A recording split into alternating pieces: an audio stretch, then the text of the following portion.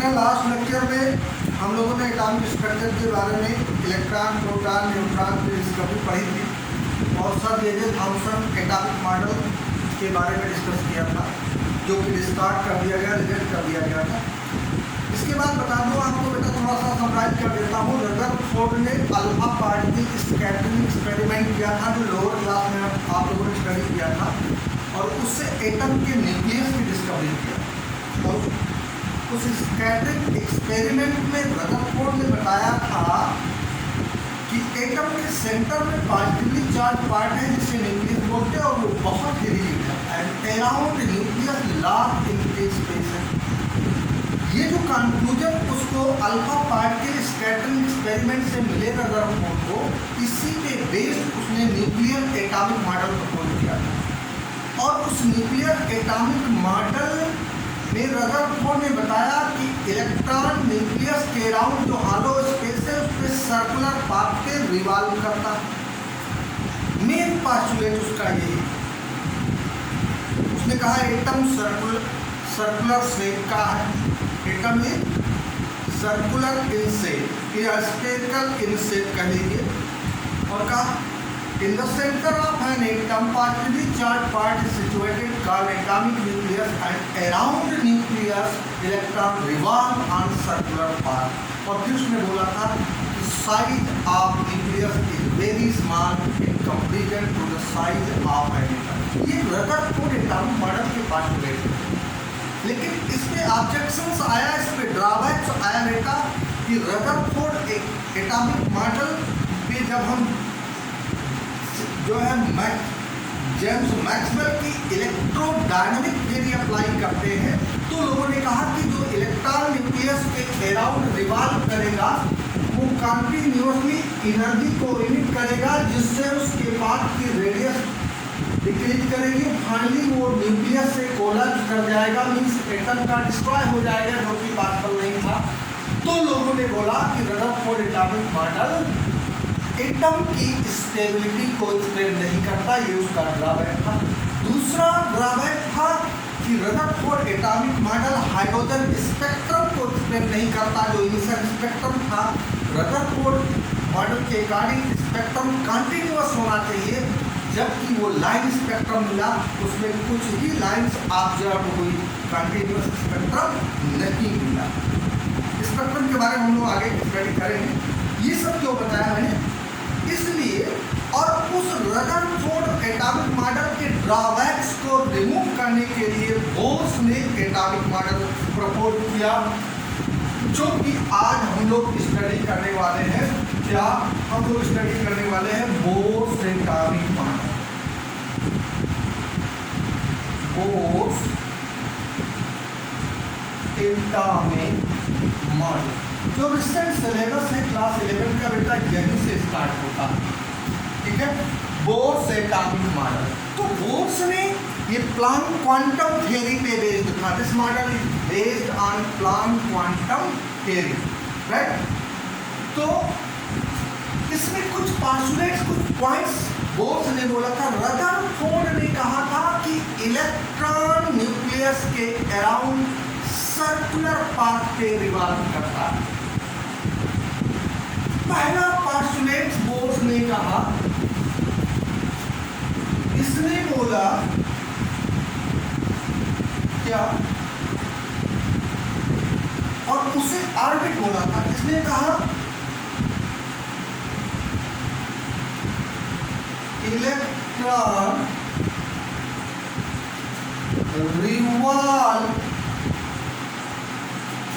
around nucleus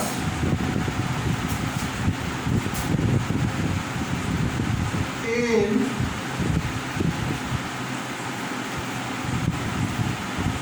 stationary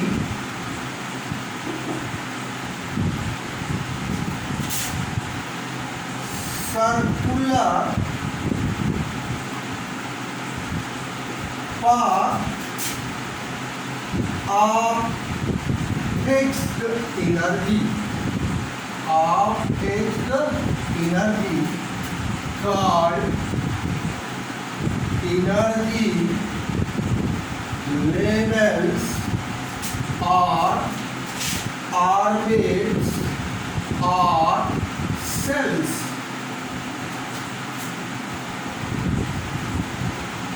एक बात बता दें, यहाँ पे इसने सबसे पहले बता दिया कि number of orbits are possible around nucleus in which electron can revolve.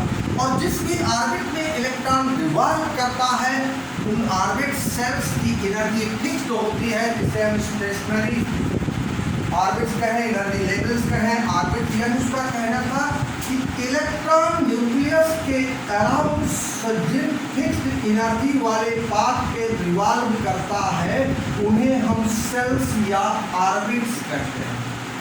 Sales और ऑर्बिट्स के नाम से जानते हैं, ऑर्बिट्स। और उनको हम सेल्स को के एल एम एन से डिनोट करते हैं या उनकी नंबरिंग नहीं करते हैं। n = 1, n = 2, n = 3, इस तरह orbit number 1, orbit number 2, orbit number 3, orbit number 4। ये पहला पोस्टुलेट था उसका जो है, ठीक है। दूसरा पोस्टुलेट क्या था? दूसरा पोस्टुलेट जो बोर्स का था, उसने बोला बेटा, उसने कहा number of orbits are possible around nucleus in which electron can revolve।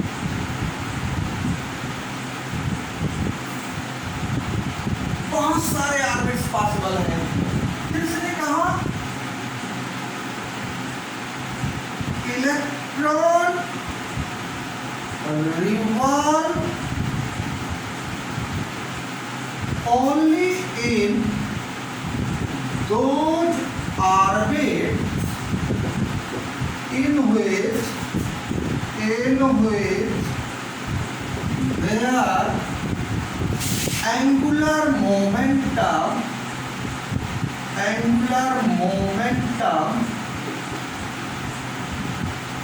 is equal to mh/2π। इससे कह लीजिए सेकेंड या थर्ड पोस्टुलेट था। उसने कहा कि इलेक्ट्रॉन न्यूक्लियस के अराउंड फिक्स्ड एनर्जी वाले पाथ पे रिवॉल्व करता है, जिसे सेल ऑर्बिट या एनर्जी लेवल्स बोलते हैं। और कहा कि नंबर ऑफ ऑर्बिट्स पॉसिबल है, कई ऑर्बिट। ऐसा रदरफोर्ड ने नहीं बोला था कि सेवरल ऑर्बिट पॉसिबल है जिसमें इलेक्ट्रॉन रिवॉल्व कर सकता है। फिर उसने बताया electron revolve only in those orbit, केवल उस ऑर्बिट में रिवॉल्व करता है जिसमें उसका एंगुलर मोमेंटम nh/2π के इक्वल होता है। अब एंगुलर मोमेंटम की बात मैं बताता हूँ।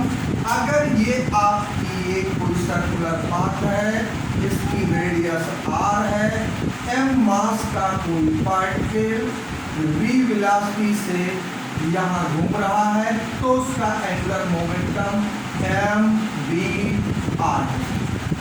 यानी उसका सीधे से कहना था कि mvr means angular momentum is equal to nh/2π। यानी किस ऑर्बिट में रिवॉल्व हो, m जहाँ m क्या है, कोई इंटीजर है, n = 1 2 3 4, यानी ऑर्बिट नंबर आप कह लीजिए। फर्स्ट ऑर्बिट में उसका एंगुलर मोमेंटम n की वैल्यू 1 रखो तो कितना आएगा 2h/2π। सेकंड में 2h/2π, थर्ड में 3h/2π, फोर्थ में 4h/2π। यानी इसका एंगुलर मोमेंटम जिस ऑर्बिट में h/2π के इक्वल हो या उसका इंटीग्रल मल्टीपल हो, तो वो इलेक्ट्रॉन उस ऑर्बिट में रिवॉल्व करेगा, याद रखिएगा, ठीक है। अब एंगुलर मोमेंटम मैंने बता दिया क्या होता है, ठीक है। अब अगला पॉइंट क्या बताता है, वो अगला पॉइंट बताता है ये तो वर्क इसमें रिवॉल्व करेगा। इसने कहा when electron revolve in any particular orbit, then it neither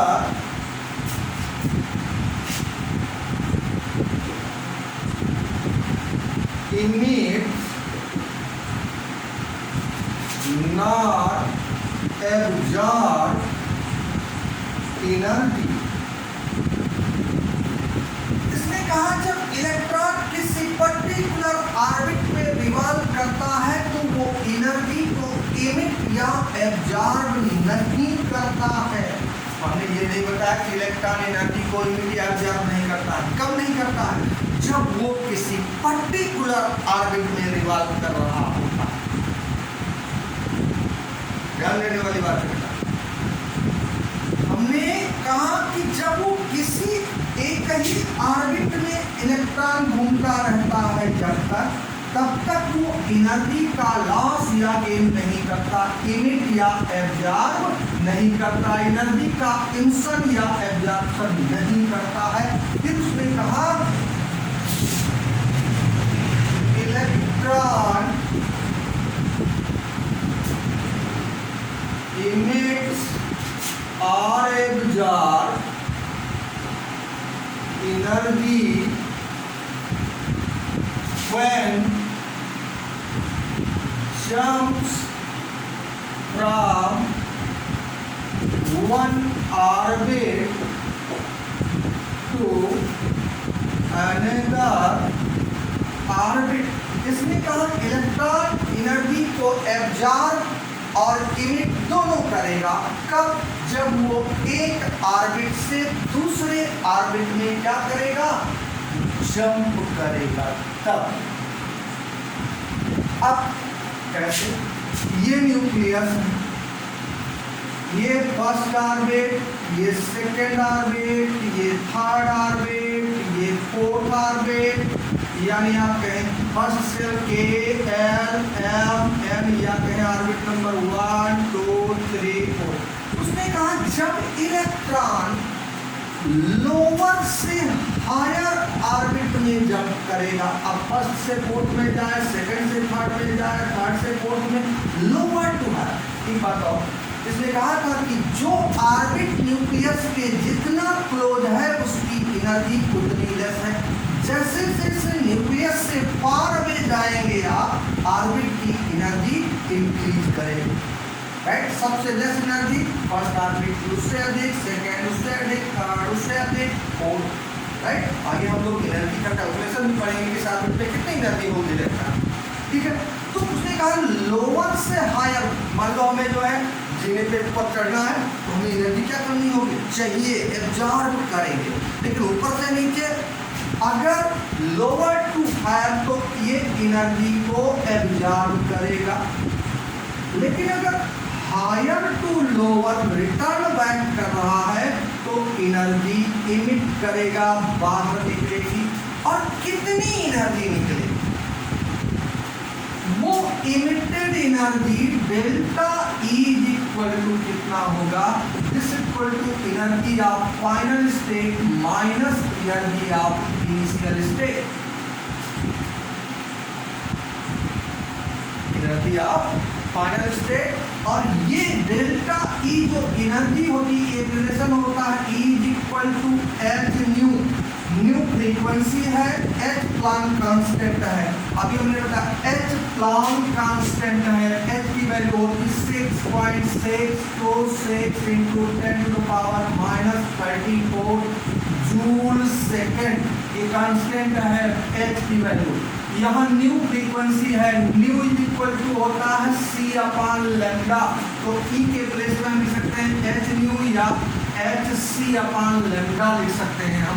तो इसको अगर हम लिखते हैं H C upon lambda this is equal to E final minus E initial, यानी 1/λ हम ले लें, 1/λ दिस इज इक्वल टू कितना हो गया ये आपका, इसको यहाँ ले आओ तो ये हो गया 1 सीधे सीधे से इसके नीचे है 1/hc in the bracket energy of final state minus energy of initial state. ये उसकी वेवलेंथ हो गई जो एनर्जी इमिट करेगा रेडिएशन की, उसकी क्या आ जाएगी वेवलेंथ। आगे हम लोग इसी से तो रेडबर्ग फार्मूले का कैलकुलेशन है जो आगे हम लोग स्टडी करना है। तो उसने कहा कि जब इलेक्ट्रॉन एक ऑर्बिट से दूसरे ऑर्बिट में जंप करता है तब वो एनर्जी को एब्जॉर्ब या इमिट करता है, और कहा अगर लोअर ऑर्बिट से हायर में जंप कर रहा है तो एनर्जी एब्जॉर्ब करेगा, और अगर हायर टू लोअर जंप कर रहा है तो एनर्जी क्या करेगा इमिट करेगा। और हर ऑर्बिट की एनर्जी क्या होती है फिक्स होती है, ठीक है। अगले पोस्टुलेट्स में बोर्स ने बताया, बेटा बहुत ध्यान समझिएगा, बहुत इंटरेस्टिंग है, आगे सब कुछ कैलकुलेशन इसी पे। अगले पोस्टुलेट्स में बोर्स ने बताया, ये तो एनर्जी की बात।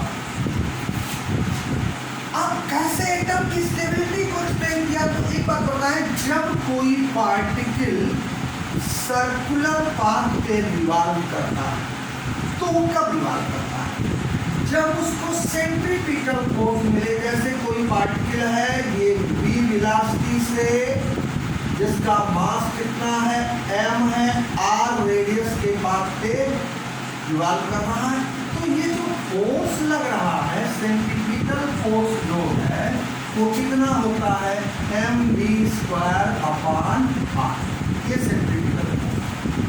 तो उसने कहा जब इलेक्ट्रॉन किसी ऑर्बिट में रिवॉल्व कर रहा होता है तो वो एनर्जी को इमिट या एब्जॉर्ब नहीं करता। क्यों? क्योंकि जो सेंट्रीपिटल फोर्स है वो इलेक्ट्रोस्टैटिक फोर्स के इक्वल हो जाता है। इसमें जो बाहर की तरफ फोर्स लग रहा है दोनों क्या हो जाते हैं बैलेंस तो हो जाते हैं दोनों फोर्स। और वो कितना होता है आप हमें बताएं, इलेक्ट्रॉन है तो इलेक्ट्रॉन पे चार्ज कितना होता है E, और न्यूक्लियस पे कितना चार्ज होता है, न्यूक्लियस में जितने प्रोटॉन, एक प्रोटॉन पे चार्ज कितना होता है इलेक्ट्रॉन के इक्वल, लेकिन पॉजिटिव मैग्नीट्यूड का। अगर प्रोटॉन Z है एटॉमिक नंबर के इक्वल तो इस पे न्यूक्लियस पे चार्ज हुआ ZE। अब वो फार्मूला जो पढ़ते हैं Q1 × Q2/r², ये इलेक्ट्रोस्टैटिक फोर्स जिसे कहते हैं। और टोटल अगर हम लिखें तो कितना होता है 1/4πε0 Q1 × Q2, ये कांस्टेंट वैल्यू ले लें 1 तो F = हो जाएगा Q1 × Q2/r²। और ये दोनों इक्वल हो जाता है ZE first charge Q1 × QE/r², जिसे लिखते हैं ZE²/r²। और तभी तो इलेक्ट्रॉन बिना न्यूक्लियस में फाल किए हुए उसकी बात पे क्या करता रहता है रिवॉल्व करता है। अगर इलेक्ट्रॉन अपनी अपनी ऑर्बिट में रिवॉल्व कर रहा हो तो वो ना तो एनर्जी को इमिट करेगा और ना ही एनर्जी को क्या एब्जॉर्ब करेगा। और एटम की ऐसी स्टेट को ही हम बोलते हैं क्या ground state of an atom. Atom is in the ground state means it neither emits energy nor absorb energy, यानी इलेक्ट्रॉन अपनी अपनी ऑर्बिट में रिवॉल्व करते हैं, राइट। तो ये बोर्स एटॉमिक मॉडल के क्या थे पोस्टुलेट्स। और अब इसका सबसे बड़ा ड्रॉबैक्स है कि बोर्स एटॉमिक मॉडल केवल हाइड्रोजन एटम और हाइड्रोजन लाइक स्पीशीज के स्पेक्ट्रम को ही एक्सप्लेन करता है। मींस हाइड्रोजन में कितने इलेक्ट्रॉन 1 इलेक्ट्रॉन। हाइड्रोजन लाइक जैसे लिथियम में 3 होता है, इस पे 2+ लगा दो। हीलियम में 2 इलेक्ट्रॉन होता है, इस पे 1+ लगा दो। तो ये हाइड्रोजन एटम तो नहीं है, बट हाइड्रोजन की तरीके से इसमें 1 इलेक्ट्रॉन है, हाइड्रोजन की तरीके से इसमें 1 इलेक्ट्रॉन है। तो हम कहें सीधे ऐसे हाइड्रोजन एटम और ऐसे स्पीशीज के स्पेक्ट्रम को ही एक्सप्लेन कर पाता है बोर्स एटॉमिक मॉडल, जिसमें केवल 1 इलेक्ट्रॉन प्रेजेंट हो, यानी ये मल्टी इलेक्ट्रॉनिक स्पीशीज के स्पेक्ट्रम को एक्सप्लेन नहीं कर पाता। और दूसरा ड्रॉबैक इसमें क्या था, इसका सबसे बड़ा ड्रॉबैक था कि जो लाइन स्पेक्ट्रम के फाइन स्ट्रक्चर को एक्सप्लेन नहीं कर पाया, यानी स्पेक्ट्रल लाइन, सिंगल लाइन को जब इलेक्ट्रिक फील्ड और मैग्नेटिक फील्ड में रखा गया तो वो सेवरल लाइंस में स्प्लिट कर गई, जिसे जीमैन इफेक्ट और स्टार्क इफेक्ट के नाम से जाना गया। तो ये जीमैन इफेक्ट और स्टार्क इफेक्ट को एक्सप्लेन करने में क्या रहा, यानी फाइन स्ट्रक्चर को भी एक्सप्लेन करने में अनेबल रहा। तो ये भी ड्रॉबैक, बट मेन ड्रॉबैक आपको याद रखना है, Bohr's atomic model doesn't explain the spectrum of multi electronic species, it only applicable to hydrogen atom and hydrogen like species having 1 electron. ठीक है, अब इसी मॉडल के पोस्टुलेट्स को यूज करके हम लोग क्या करते हैं, जो एटम के न्यूक्लियस के अराउंड ये जो ऑर्बिट है, किस ऑर्बिट की कितनी एनर्जी, उस ऑर्बिट की रेडियस कितनी है, उस ऑर्बिट में इलेक्ट्रॉन की वेलोसिटी कितनी है, और अगर इलेक्ट्रॉन एक ऑर्बिट से दूसरे ऑर्बिट में जंप करता है तो जो रेडिएशन इमिट होती है या एब्जॉर्ब होती है, उसकी वेवलेंथ कितनी है, उसकी फ्रीक्वेंसी कितनी है। एक फार्मूला यहाँ बताते हैं, E = H न्यू होता है, न्यू क्या है, फ्रीक्वेंसी, और न्यू = C/λ। तो आप कह सकते हैं E = H C/λ, C is the velocity of light, speed of light, lambda wavelength है, h प्लैंक कांस्टेंट है, वैल्यू बताया 6.626 × 10⁻⁻34 जूल सेकेंड। ई क्या है, एनर्जी। इस फार्मूले को आप याद रखेंगे, इसकी जरूरत पड़ेगी आगे। तो अगले लेक्चर में हम लोग रेडियस का डिटर्मिनेशन, एनर्जी का डिटर्मिनेशन, वेलोसिटी का डिटर्मिनेशन, वेवलेंथ का डिटर्मिनेशन करेंगे। ठीक है, और उसमें हम बोर्स एटॉमिक मॉडल के पोस्टुलेट्स को अप्लाई करेंगे। उसमें मेनली हमने कहा है क्या, सेंट्रीफ्यूगल फोर्स बैलेंस बाई किससे, इलेक्ट्रोस्टैटिक फोर्स जो एक्ट करता है उससे क्या हो जाता है, बैलेंस हो जाता है। ठीक है बेटा, आराम समझिए बिल्कुल। बस अगला लेक्चर बहुत ही मैथमेटिकल और इंटरेस्टिंग होने वाला है। ओके बेटा।